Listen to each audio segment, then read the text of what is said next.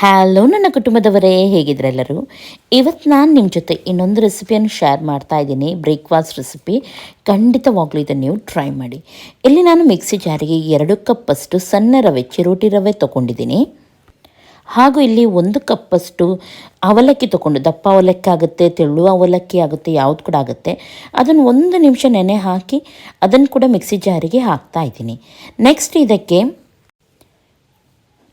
ಅರ್ಧ ಚಮಚದಷ್ಟು ಮೆಂತೆ ಹಾಗೂ 1/4 ಚಮಚದಷ್ಟು ಜೀರಿಗೆ ಎರಡನ್ನೂ ಕೂಡ ಒಂದು ಅರ್ಧ ಗಂಟೆ ನೆನೆ ಹಾಕಿ ಅದನ್ನು ಕೂಡ ಇದಕ್ಕೆ ನಾನು ಹಾಕ್ತಾ ಇದ್ದೀನಿ.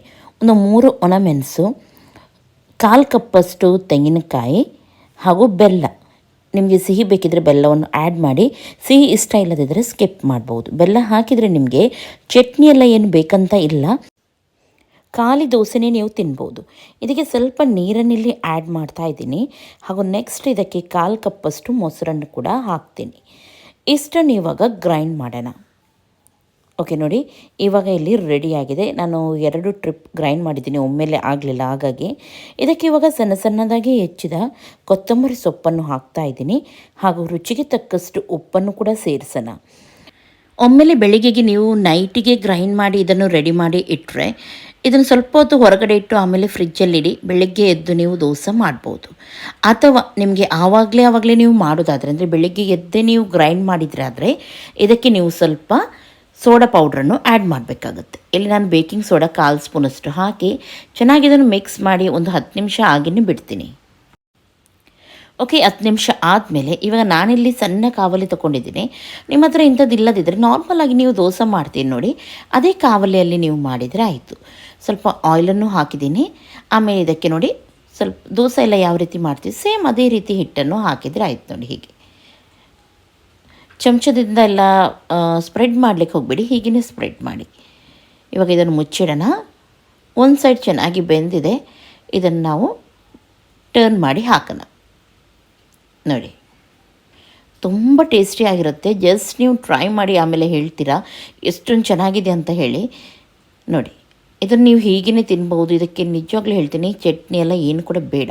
ನೀವು ಒಮ್ಮೆಲೆ ಬೆಲ್ಲ ಹಾಕಲಿಲ್ಲ ಅಂದರೆ ನೀವು ಚಟ್ನಿಯೊಂದಿಗೆ ಇದನ್ನು ತಿನ್ಬೋದು. ಟೇಸ್ಟಿಯಾಗಿ ಚೆನ್ನಾಗಿರುತ್ತೆ.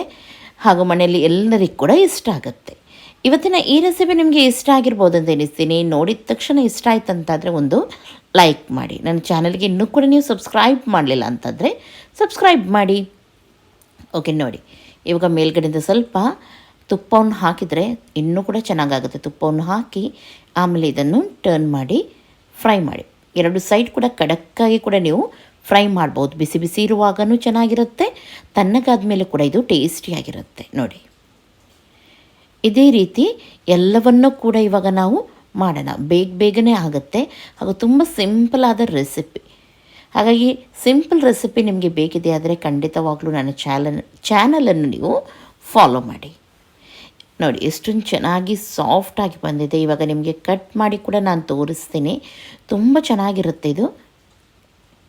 ಟ್ರೈ ಮಾಡಿ ಆದಮೇಲೆ ಕಮೆಂಟ್ ಮಾಡಿ ಯಾವ ರೀತಿ ಆಗಿತ್ತಂತ ಹೇಳಿ. ನೋಡಿ, ಓಕೆ, ಇವತ್ತಿನ ಈ ರೆಸಿಪಿ ನಿಮಗೆ ಇಷ್ಟ ಆಯ್ತು ಅಂತಂದರೆ ಲೈಕ್ ಮಾಡಿ, ಶೇರ್ ಮಾಡಿ, ಸಬ್ಸ್ಕ್ರೈಬ್ ಮಾಡಿ. ನಾಳೆ ಸಿಗ್ತೀನಿ. ಎಲ್ಲರಿಗೂ ಟೇಕ್ ಕೇರ್. ಬಾಯ್ ಬಾಯ್.